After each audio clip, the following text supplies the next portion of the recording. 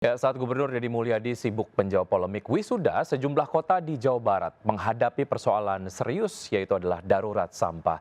Di Depok dan Cimahi, TPS dan TPA semakin overload, memicu tumpukan sampah di sepanjang jalan raya. Sembarangan di lingkungan orang, Pak. Enggak udah kebiasaan, Pak. Di sini memang lagi diancam, Pak. Seorang warga kepergok hendak membuang 2 kantong sampah di pinggir jalan Kota Depok, Jawa Barat. Kasus ini bukan kali pertama hingga membuat geram warga sekitar. Jangan bilang maaf, Bapak mau nggak lingkungan Bapak kemarin gitu, Pak? Selain perilaku warga buang sampah sembarangan, Kota Depok juga hadapi darurat sampah serius. Gunungan sampah di TPA Cipayung makin overload. Pemkot Depok telah meminta izin untuk membuang sampah di TPA Lulut Nambo Bogor sebanyak 730 ton per hari. Namun baru disetujui 10 ton per hari. Kota Cimahi juga menghadapi darurat sampah. Ribuan ton sampah rumah tangga terlihat di sejumlah titik kota. Hingga muncul TPS liar di pinggir jalan yang memicu bau busuk menyengat. Penumpukan sampah di jalanan akibat pembatasan pengiriman ke TPA Sarimukti. Pemkot Cimahi akan meningkatkan kapasitas mesin insinerator di TPS untuk mengelola sampah residu menjadi bahan baku paving block. Dari Depok dan Cimahi, Jawa Barat, Tim Liputan iNews melaporkan. Pemirsa, Bupati Indramayu siap menjalani sanksi administrasi 3 bulan magang di Kemendagri. Sanksi dijatuhkan buntut dari liburan tanpa izin ke Jepang Lebaran lalu. Buntut liburan ke Jepang tanpa izin, Bupati Indramayu dijatuhi sanksi administrasi oleh Kemendagri. Sanksinya, Bupati artis itu harus mengikuti pendalaman materi di Kemendagri selama 3 bulan. Magang di Kemendagri tersebut akan dimulai 6 Mei mendatang. Mendagri Bima Arya menyatakan sanksi administrasi diberikan setelah Luki Hakim menjalani beberapa pemeriksaan di Kemendagri. Materi yang diberikan ke Luki diantaranya soal tata kelola pemerintahan, diberikan oleh sejumlah dirjen Kemendagri. Atas sanksi tersebut, Luki mengaku siap menjalani sepenuhnya. Selain sanksi administratif, Luki Hakim juga diminta untuk datang dari Indramayu ke Jakarta menggunakan kereta. Pada tanggung jawab yang harus saya laksanakan, mendapatkan sanksi administratif ya, gitu. Harus pendalaman materi, ibaratnya bukan sekolah lagi, tapi wajib lapor lah kan itu kalau bahasa itu. Tapi ada nanti saya itu harus belajar lagi tentang ilmu pemerintahan dan lain-lain dengan 12 sesi di Kemendagri, kalau nggak salah itu hari Selasa. Pemirsa, ngeri, pagar besi penyangga dicuri, jembatan penyeberangan orang JPO Tipar Cakung Jakarta Timur ditutup. Berikut laporan di Lami Aulia.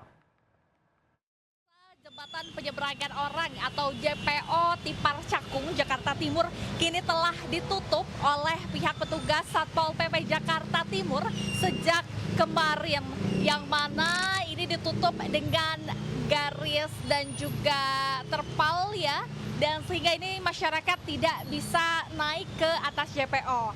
Hal ini merupakan buntut kasus akibat viralnya JPO Jembatan Penyeberangan Orang Tipar Cakung ini yang viral di media sosial dikarenakan kondisi dari jembatannya yang kotor, rusak, dan membahayakan dari masyarakat. Dikarenakan memang tidak ada penyangga besi ataupun pagar begitu ya untuk masyarakat, sehingga dinilai membahayakan. Akhirnya pihak dari petugas menutup JPO ini, dan sebagai solusinya begitu ya, masyarakat yang memang ingin menyeberang haruslah menyeberang di bawah JPO menunggu lalu lalang mobil lewat. Dan kedepannya ini pihak dari petugas Satpol PP dan juga gabungan tentunya ini akan berkoordinasi dengan pihak terkait dalam penanganan JPO Cakung ini. Dari Jakarta, di Lami Aulia, James Jasin iNews melaporkan.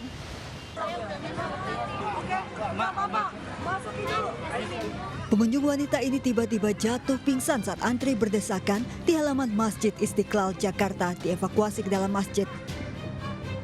Antrian warga berdesakan di tengah terik matahari membuat pengunjung ini kelelahan. Membludaknya pengunjung pameran kebudayaan dan keagamaan Indonesia Arab Saudi memaksa mereka masuk bergantian. Mengantisipasi pengunjung pingsan, panitia pun terpaksa menutup pameran sementara hingga membuat pengunjung dari luar Jakarta kecewa. Pameran digelar sebagai penanda tonggak baru diplomasi budaya kedua negara yang menghadirkan warisan Islam dengan pendekatan interaktif dan edukatif. Pameran digelar hingga 3 Mei mendatang. Dari Jakarta, Rani Sanjaya, iNews melaporkan.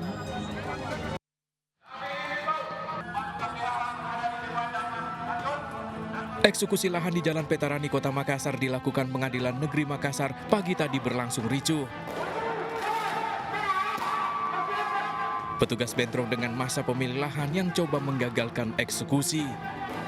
Petugas melepaskan tembakan gas air mata dan water cannon untuk bisa membubarkan aksi massa.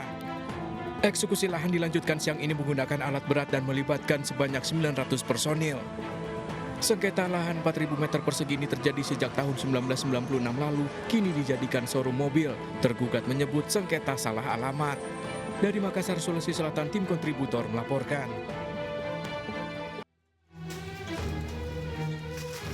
Ratusan paket sembako dan stempel palsu ditemukan saat polisi menggeledah rumah milik SN di Jalan Pulau Jahe, Jatinegara, Jakarta Timur. Polisi melanjutkan penggeledahan di rumah kakak kandung dan kakak ipar SN di kawasan Rawatrate, Cakung. Hasilnya kembali didapati puluhan paket sembako dan ratusan lembar voucher sembako gratis palsu. Aksi pemalsuan voucher sembako gratis terbongkar setelah ada laporan dari pihak koperasi karyawan Rumah Sakit Islam yang curiga dengan penukaran voucher sembako gratis dalam jumlah besar. Akibat aksi pelaku yang terjadi sejak November 2024 lalu, pihak rumah sakit rugi hingga puluhan juta rupiah. Dari Jakarta, Rani Sanjaya melaporkan. Halo pemirsa, saya Wiki Adrian, inilah seputar iNews Siang. Pemirsa, rombongan Komnas HAM Papua ditembak kelompok kriminal bersenjata saat pencarian Ibtu Tommy Marbun. Pasukan Brimob melakukan pengamanan hingga rombongan akhirnya berhasil dievakuasi.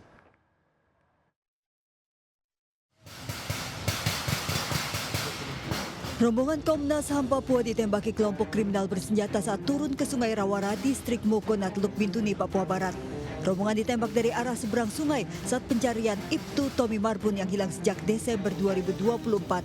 Pasukan Brimob yang melakukan pengamanan berhasil memukul mundur kelompok kriminal bersenjata ke dalam hutan hingga rombongan akhirnya berhasil dievakuasi. Kurang lebih pas jam 7:10 kami ditembak oleh kelompok sipil bersenjata. Kami berlima, syukur bisa selamat melakukan perlindungan diri, 4 kali ditembak dan syukur mendapat perlindungan dari anggota Brimob melakukan tembakan balasan dan kami bisa selamat. Aparat terus menggelar operasi pencarian Ibtu Tommy Marbun yang hilang sejak Desember 2024. 510 personil gabungan diterjunkan dalam operasi AB Moscona tahap 3. Mantan Kasat Reskrim Polres Teluk Bintuni, Ibtu Tommy Samuel Marbun hilang sejak Desember 2024 usai kontak tembak dengan KKP Papua. Dari Teluk Bintuni, Papua Barat, Chandri Suripati, iNews melaporkan.